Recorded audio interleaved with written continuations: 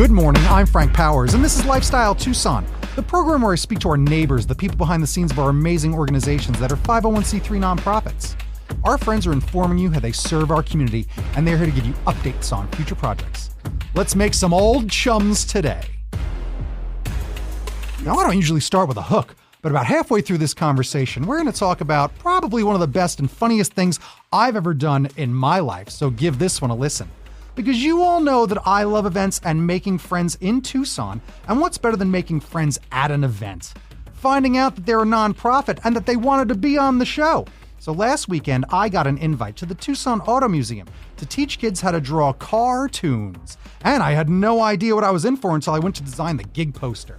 Founded in Tucson, Arizona, the Tucson Auto Museum is a nonprofit dedicated to the preservation and display of rare and unique classic cars from around the world. Their cars are housed in a 20,000 square foot facility, which also features interesting automobilia like signs and gas pumps from yesteryear. The Tucson Auto Museum is a living museum. All of the cars run and are roadworthy. They take them out to shows regularly, and they've won numerous awards, many of which are on display next to the cars themselves. The collection holds over 70 vehicles, including a Model T, a 1929 Duesenberg Model J, a one-of-one 1948 Curtis Alejandro Comet. Wow, a 1957 dual Ghia, and cars used on the sets of Mannix, Charlie's Angels, and Batman. More specifically, the Batmobile. And not just one Batmobile, but two Batmobiles. Holy dynamic duos, because today I'm fortunate to speak with Executive Director at the Tucson Auto Museum, Dave Johnson. Welcome to Lifestyle Tucson. Hey, thanks, Frank. Great to be here. I was very excited to come to that event the other day and make friends right here with you. What a good time. We had fun having you. Great. Always great to make new friends. What an amazing museum that it really is. 20,000 square feet, the big event space, so many of those automobiles. I was blown away. My first question is, how long has it been here in Tucson that you've had the Tucson Auto Museum? Well, the Tucson Auto Museum's been around for about 8 or 9 years, but we recently just moved into this brand new facility about a year and a half ago. So it's custom made for the collection. It's a beautiful location, cool all year round. And like you said, houses a bunch of automobiles that I guarantee you haven't seen before. It's true. I was blown away. What's the address? Where are they located? Let's just get it right out at the top. 4825 North Sabino Canyon Road, right south of Sabino Canyon itself, north of Snyder. So pretty easy to find. If you've been in Tucson a long time, it's the old Hidden Valley Inn. I have a lot of people say, I remember the Hidden Valley Inn as a kid. Used to be an old restaurant and bar and saloon and show place, and we've repurposed it to be one of the best attractions in southern Arizona. You certainly have, because I could not believe what it was. And let's just even talk about it quick. The Batmobile is what caught my eye, because I got the gig. And then I'm like, all right, I got to design a gig poster for the thing. Let's go to the website. And it's not that just you have the Batmobile and then you have another Batmobile. So it's the 1966 Batmobile, the Adam West Batmobile. And then you also have the Batmobile from Batman Returns, as well as the Penguin's duck boat. The Bat boat is there, and it's all set up in a big bat cave. It's one of the best things I've ever seen. Yeah, it's really the kind of signature display for the museum. It really is. I think what brings a lot of people into the museum, and certainly what people remember when they leave. I was going there, and then I, of course, had a question like, I wonder if I'll get an opportunity to sit in it because I have a fun idea. And it was so funny because when people showed up, a family showed up for my event wearing Batman shirts, and you were so excited and polite. Immediately, you're like, oh, let me take the chain right down, open it up, and let them sit in the Batmobile. Yeah, we don't do that for just anybody, but, they came and they were dressed up for the occasion. And I thought I'd give them a treat. So not everybody can come and expect that kind of treatment, but it's fun to let people interact with the displays when we can, for sure. Yeah, and that was nice. So remember, you just got to make friends with them. It's a good way to do it. I might even have a little hack we'll talk about later on how you become real good friends with them. So it was so great, but now let's just rewind. Tell us the 101 of the Tucson Auto Museum. Well, you hit on it in your introduction, and I appreciate that. We are really known. I mean, there's automobile museums all over the place. Our niche is rare and unusual cars, and that might be a movie car, a TV car that you've seen, but there's only one of, and maybe you've seen it on TV, but not in person, to one-of-a-kind machines that somebody created by hand to try to change the automobile world, a long time ago. Concept cars from manufacturers, cars that had very limited runs. We've got a few iconic cars that you're going to recognize for sure, like the Model T you mentioned. 15 million of those were made. It was the best-selling car of all time for a really long time. But we've got things that are one of one, one of 10, one of 3, one of less than 100. And to see those cars preserved in history, you really get a sense of where the automobile industry came from and where it's going. It was incredible. And it is such a beautiful space. The showroom, there's a big showroom floor. The walls themselves are decorated great. The big Hollywood sign is excellent. Like, that's my point, is that just to be opening up, like, who designed it? Like, when you were designing this museum to transform that restaurant into what it is, it's gorgeous. Even the floors are gorgeous. It really is, to really design something specifically for that space. We were very lucky. Like I said, the museum's been around for close to a decade, but it started out, as many car museums do, as a small private collection in a warehouse downtown. Eventually, it was decided to open it up to the public a few days a week. Then it became a full-fledged museum, but it was still essentially a warehouse. When we became a 501c3 nonprofit corporation, we were able to raise some money to reinvent that building into a space dedicated to this collection. And it rotates. If you come in today and then come in a month from now, you're likely going to see some different things for sure.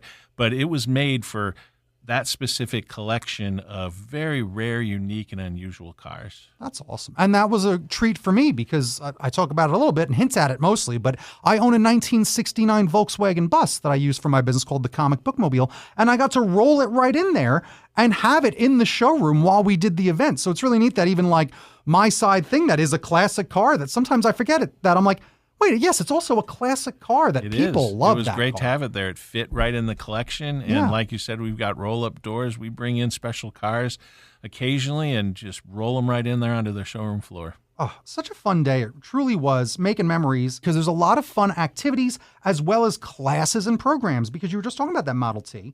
And you just finished up a lecture down there doing a fun presentation about the Model T. Yep. You've got some other fun events coming on up. Tell me about that one and like what it means to you, because obviously you love cars. You must love this. Is this like your biggest passion? I love cars. I always have, but it combines a lot of my passions. I've run nonprofits before, so it's really great to help a great nonprofit like the Tucson Auto Museum and be its leader.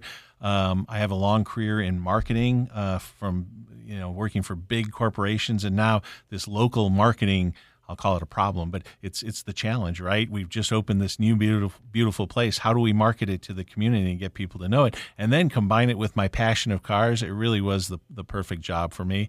And, I've enjoyed it tremendously. I've been there since the day the new location opened, and I think we've really built it into something special for sure. You have. When you're chasing life, kids, I always like to say kids, no matter how old we are, because it's always a good time to reinvent yourself. Try to make your life a Venn diagram of your interest. That's one of those things that's all the circles. And right in the center is what you're doing. It sounds like that's exactly what you're up to. For sure. And like I said, it combines a lot of things I'm passionate about, and cars is not the smallest of those passions. It's great. But yeah, I had we have a guest lecture series where I have people come in and talk about things. I just concluded one that I did. I'm maybe not even a guest lecturer then, since I work there. But I wanted to talk about cars through the decades, because one of the things the Tucson Auto Museum does best is document the real history of cars. We've got cars from 1910 through 2017, so 107 years of cars.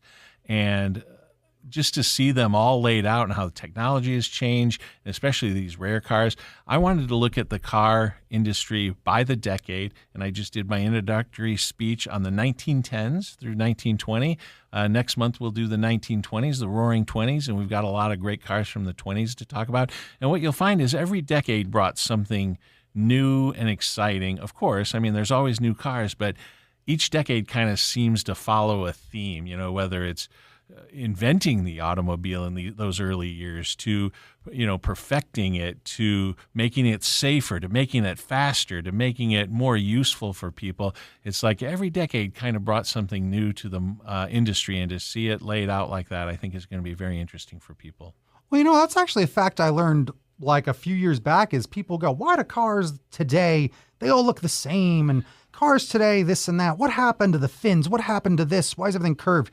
It's all about safety measures, correct? Well, a lot of it is for sure. I mean, when you come and see some of these beautiful cars and you see things like, an unsafe windshield or no seat belts or, a steering wheel that could injure you in a crash or whatever. Yeah, safety is a big part of influencing the design of cars.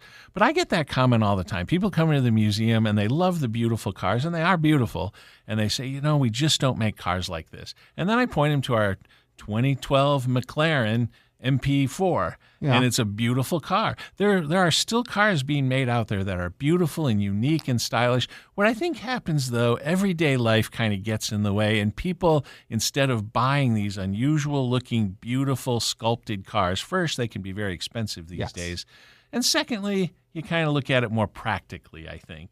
When it's a car you're going to have to live with every day for the next 5 or 10 years or however long you own a car, and so they have become pretty homogenized for safety, for economy, miles per gallon, all that kind of stuff, and color and all of that. And I think it's a shame to some degree, but if you look, you can find really cool cars out there still. And I do. I like to drive unusual cars. I like to work with them, and they're still out there. See, that's a positive attitude about it. And I like that you do have like a counter argument for something that a lot of people kind of commonly complain about. We're like, actually, what about this one? What about that one? It's just that they are rarer, but there are gems out there. Yeah. Well, our museum is filled. I like to say our museum is filled with failures. We have rare cars, and there's two reasons why cars are rare. One is they're rare by design. They're so special or expensive or exclusive that they were only ever going to make a few. We've got some of those.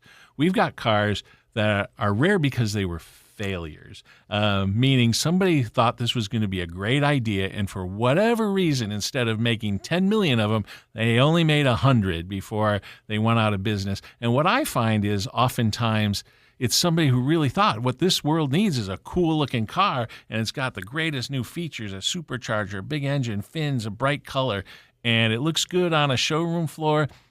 Oftentimes that doesn't translate into sales, so it kind of becomes a footnote to history. But we've got them at the museum, so you can come and look at them without having to buy one. There you go. I saw a car there that, how rare is the Mr. Bean car?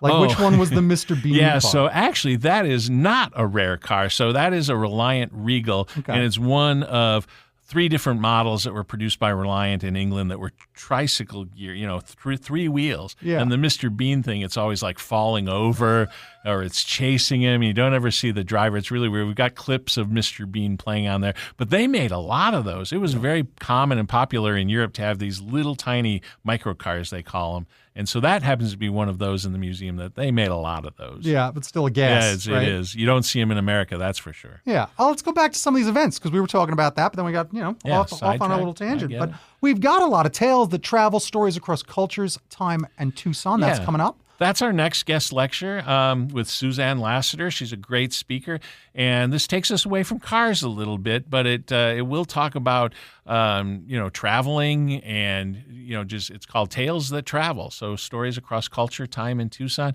So if you want to learn about old Tucson and listen to a great speaker, Susan's got it set up for you. Our summer special only $15, which is just the normal price to get into the museum. So come see the museum, pay the $15, sit in on the lecture, and you got 2 for 1 that day. There you go. Light refreshments. And that's Friday, August 7th, 2 p.m. to 3 p.m. Yep. And it's also a good thing to just point out about how you can use this space to just talk about like a lot of fun, different things. You had a Krav Maga sort of event earlier in the year. That's exciting that you can kind of do unique stuff. Yeah, we do. And one of the great things about the new space and the building is, we included this great event space. So we have everything from lectures to parties to business meetings to self-defense training. I mean, you name it, we're trying to do all sorts of things there. Yeah, so keep that in mind if you're looking to start a cool classic car yoga class. Maybe we do it there. We've thought about that. I bet you have.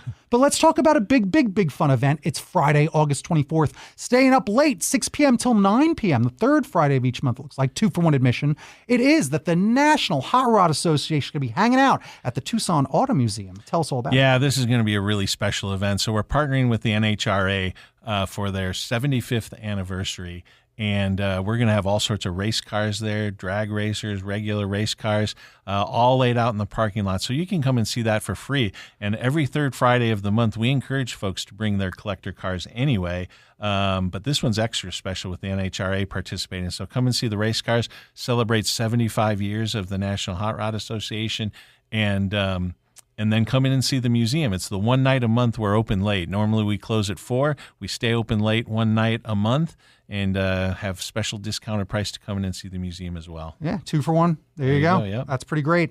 There's a big fun event, and it's going to be on Labor Day weekend. It's a little thing called Tucson Comic-Con, September 4th through the 6th. The 1966 Batmobile is like the celebrity car this year at Comic-Con. Yep. Are you so excited for that? I am. It's going to be a great time. I mean, Comic-Con's always a great, fun time, but to have the Batmobile there, a real Batmobile, I think will be a treat for everybody. I know they got William Shatner this year, so we're competing for attention. No. But hey, you can be a Trekkie and a Batmobile fan at the same time. Come on out and see the Batmobile. It's the same era of television. I guarantee William Shatner is going to be delighted to see the Batmobile there, and he is going to stop by and take a photo. I wouldn't be surprised. I would love to meet Mr. Shatner, and it's going to be a lot of fun. So yeah, our 1966 Batmobile, like I said, is probably one of the signature exhibits in the museum, and now you can come and see it out in public. All right, so now let's talk about something when it does come to that 1966 Batmobile, because there's a way that you can help out the amazing Tucson Auto Museum, because if you look at the top there, the tabs, well, you can donate money, but another way to do that is perhaps maybe adopt a vehicle. So if you adopt a car, what do you get if you adopt a car at the Tucson Auto Museum? Well, think of it this way. So it is just a fun way to support the museum and have a car that you can kind of call your own, that you specifically are supporting with your financial donation to the museum. A lot of people say, does that mean I get to take it home? No, unfortunately, it doesn't mean that. But the money goes specifically to support that car. As you mentioned in your introduction, we keep these things running. We keep them in roadworthy shape. They're all licensed, ready to go on Arizona roads. And while some of them don't get out very much, we do want to keep them in tip-top shape. And having somebody adopt them as their own is a way to do that. So for us, various prices, small prices for a whole year, it can be your car. And what comes with it is a plaque engraved with your name on it, a picture of the car that you've adopted, a key to the car you've adopted, and some free passes to the museum, and our undying gratitude for supporting the museum. And then in the museum, we put a personalized license plate right on the car showing who's supporting the museum. And, it's been great. It's been really fun seeing the people get excited, like, oh, my dad had that car, or I grew up with that car.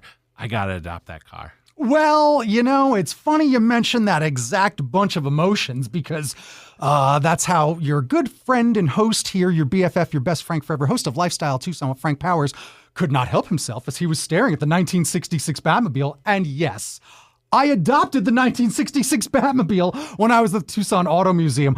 Is that my plaque right there? It is. We've got it right here for you with your key to the car. Oh my gosh! And adopted by Frank Powers, the comic book mobile. So look at that! You can proudly hang this in your office, at your home, right here in the studio, wherever you want. Let people know that the Batmobile is yours for a whole year. Oh my goodness. I'm probably going to bring it to all my events with the comic book mobile. I've got a comic book mobile. I've got a Batmobile. Oh my word. And I've got so much fun going through my head as I'm making these funny videos, telling my friends, guess what I did? I recorded when I actually made the purchase, turned the camera on you, and you're like, you're adopting the Batmobile. It was so much fun. Oh, it was so ridiculous. Great, Frank, to have you do that. And that's a kind of emotion I think the museum stirs up in people. You see this history, something that's meant something to you. And frankly, I was happy that you got the Batmobile. I thought it'd be one of the first cars adopted, but I think it was waiting just for you. Adam West Batman means so much to me and my family growing up. It was one of the few VHS tapes that we had that we watched all the time. And when we were kids, we dressed as Batman and Robin, and my dad put on a hat and he's the Penguin, and he made a home movie and put the intro of Batman in it. It was like we were on television. This car means so much to me that even to have like my name on it, when I learned about it and found out it was available, I couldn't believe it and did just kind of like, oh, let's go for it. That was awesome. And I adopted the Batmobile. What a fun story. I mean, to hear that it goes all the way back to your childhood, that's great. And, really the Batmobile was one of the celebrity cars that started it all. There were a few before, maybe the Munster Mobile and things. But really, this one really struck such a nerve with people and really put the designer, George Barris, on the map, right? He became a household word himself. And we actually have another car that George Barris made. And it's just fun to have that in the museum, and people just really identify with that era. Heck yeah. Amazing. And what an era, especially an era for automobiles. And what a good time. And you're going to be talking about the era in like one of your series of things. So you've got your series of classes, so you'll get up to the 60s, which is going to be great. So make sure you're paying attention to all the fun stuff happening at the Tucson Auto Museum. What are your social medias? Because I think you just find them at Tucson Auto Museum. There might be a couple of underscores in there, but they're on Instagram, and you have a Facebook page. Yeah, to find us on Tucson Auto Museum on both Instagram and Facebook, and that's really where most of our stuff is announced. So become our, follow us, and you'll learn everything we got going there. In fact, I think a fun guest talk would be about cars and movies and the history there. Absolutely. It would be a great thing for people to learn more about that process. Yeah. Sure. And you've got a lot of opportunity down there because there are those other cars, like I mentioned, that I didn't even realize. I mentioned Maddox and Charlie's Angels. Yep. And like I say, Mr. Bean kinda. And like, that's amazing. And I was even talking to you off air about, technically, there's a lot of fun stuff to do where it's like just Dick Tracy makes you think of those style of cars. Don't forget the DeLorean, too. So is the DeLorean down there? Yeah, we got the DeLorean. I didn't see the DeLorean down there. I was going to bring up the DeLorean. See, look, you were there all day and you still didn't get to see everything. That's so there's right. always something around the corner. That's right. I was literally going to bring up, like, when do you think you'll get a DeLorean? Oh, I didn't realize you had one. I thought the wings would be open. Is it opened up? It was opened up, yeah. And we'll have that out soon. Stay tuned for details on that. Come to our website, but it'll be out in public shortly here where everybody can take a look at it. Oh, wow. So you get the scoop right here. Oh, my goodness, on Lifestyle Tucson. I'm talking about these famous cars. And I took a guess that, like, other events that happen throughout the year, like your biggest day, your Father's Day. Father's Day is our biggest day of the year. Bring Dad. They love it. Right? What about gift certificates? We have those. We've got gift cards for any amount. We've got single individual passes that you can pre-buy and give as gifts, which is a great idea. And, you mentioned dads, but you know what?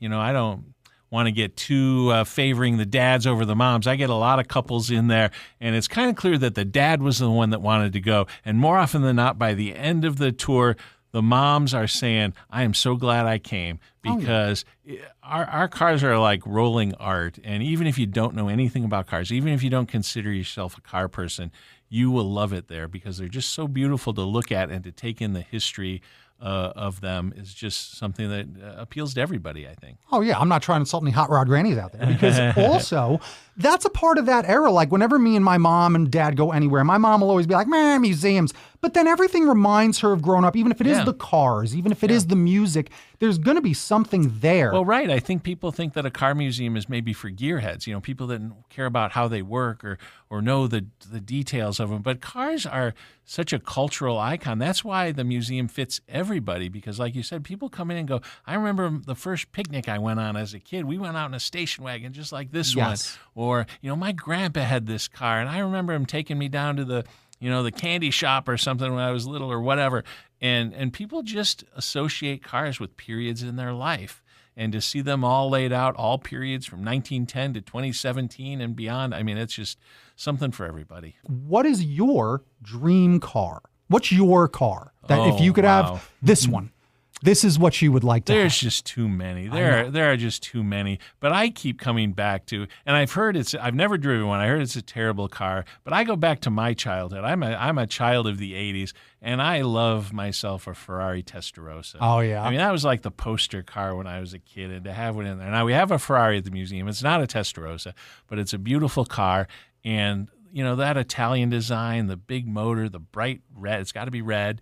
That's got to be my dream car. Yeah, that's all. So mine was I've always said that Batmobile is like it. There you go. Then it's a Roadrunner. Like a really purple Roadrunner with the orange pinstripe. That is the Roadrunner. Yep, great car. Yep. And then they made even the Coyote had a feature underneath the hood. I used to have a poster of that when I was a kid. Well, I have dream cars to add to our collection at the museum, and that's one of them.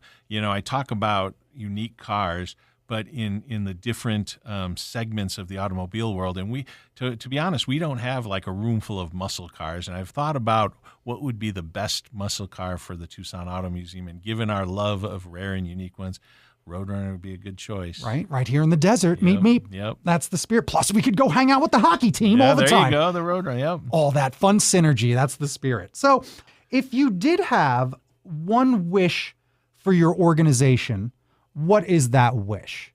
Boy, I have a lot of wishes. You know, we're a young organization, only been around in this new building as a true full-fledged museum for a year and a half, so we got a lot of work to do. But I would say connecting with the younger generation. Okay. How can we get the museum in front of the younger generation for a lot of reasons? To learn the culture of cars, to educate about everything about cars, from how they fit in with science and technology, to just appreciating, the cultural fit and how important cars have been to America and still continue to be. With the age of some of our cars, we skew, we have over 100 years of cars, we skew toward older cars, so we tend to attract, an older demographic that kind of remembers them from their childhood. And certainly a child today aren't going to remember those cars. There's a child today.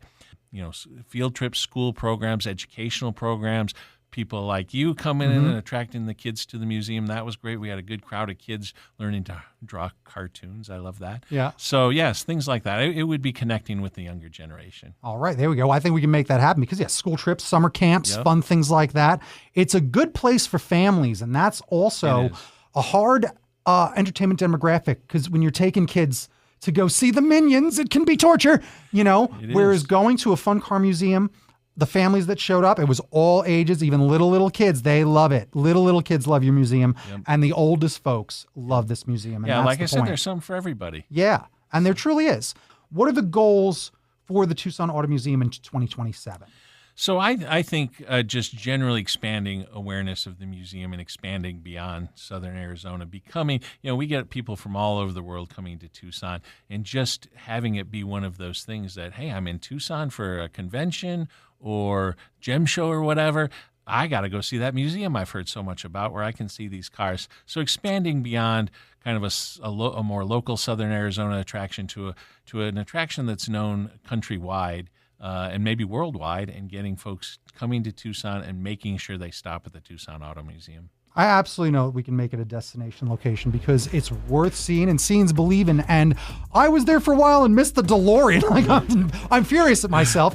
I guess I'll just have to go back and visit my Batmobile, because today we made friends with Dave Johnson, Executive Director at the Tucson Auto Museum, bringing the art of the automobile to life. Thank you so much for joining me today. Thank you for having me. This was Lifestyle Tucson. Biff Bam Pow, time for a recap. Yep, I adopted the Batmobile. I can't believe it. I hope everyone soon calls me Adam Southwest. But yeah, it's going to be a fun time. Maybe try to throw some events and, I don't know, perhaps buy a Batman cosplay costume so I can join them at Comic-Con. I didn't have plans this year for Comic-Con. I was just going to kind of keep it casual and just go for fun this year and not work on it. So now it'll be maybe a good fun time to help out the Tucson Auto Museum by sitting behind the wheel of the Batmobile dressed like Batman. What a good time. So you can go have a good time at the Tucson Auto Museum at 4825 North Sabino Canyon Road here in Tucson, 85750. Their website is TucsonAutomuseum.org. Get all the details, get in contact, learn how you can volunteer. There's partnerships, get a little preview of some of that collection, and keep up with the event calendar. It really was a great day. I can't thank them enough down there for having me to draw cartoons, and that was awesome. And there's a lot of fun opportunities. I can't believe I missed the DeLorean. So I'm going to try to do some fun things with them. I said maybe I'll buy a yellow jacket and we'll have a Dick Tracy event. There's so many opportunities, and their event space is really nice. They had it all decorated for the thing I was down there to do. It's very, very big. There's a lot of opportunity down there. I think a Christmas party or two is in store in their future as well. So if you'd like to get involved, go visit them again at TucsonAutomuseum.org to get all the details and host an event, and maybe subscribe to their newsletter or read a bit more about their blogs, articles, and partnership opportunities. And maybe you can be my Batmobile buddy and adopt the Batman Returns Batmobile, or the Penguin's Duck Boat, or the Bat Boat, atomic batteries to power, turbines to speed. I can't believe it. So I want to thank our old chums at the Tucson Auto Museum for joining me today. You've been listening to Lifestyle Tucson. If you're a nonprofit that would like to be on the show, email lifestyletucson@gmail.com. For more information about this program or to listen to something you may have missed, go to the Sunday Mornings page on klpx.com, kfma.com, mixfm.com, or espntucson.com. You can also subscribe on iTunes, Spotify, and Audible, or wherever fine podcasts are fighting dastardly villains. Follow on Facebook, YouTube, and Instagram at Lifestyle Tucson, because I'm your BFF, your best Frank forever, Frank Powers, and toot toot Tucson, I love you the most.